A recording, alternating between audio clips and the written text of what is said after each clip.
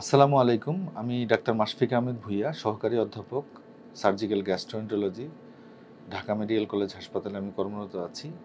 আমার chamber Eden multi care hospital, এটা আবহানী মাঠের উল্টা দিকে, স্টার কাবাব সংলগ্ন।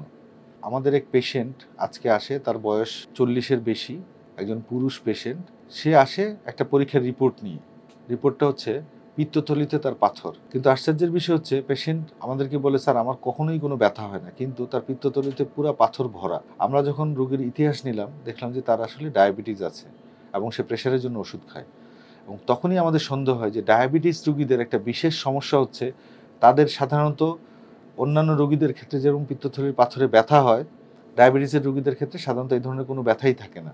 এবং এটাই হচ্ছে অসুবিধার কারণ, যে রোগীরা খুবই অসচেতন থাকে। আমরা পেশেন্টকে বললাম যে আপনি যেহেতু ডায়াবেটিস, এই জন্যই আপনার ব্যথা হচ্ছে না।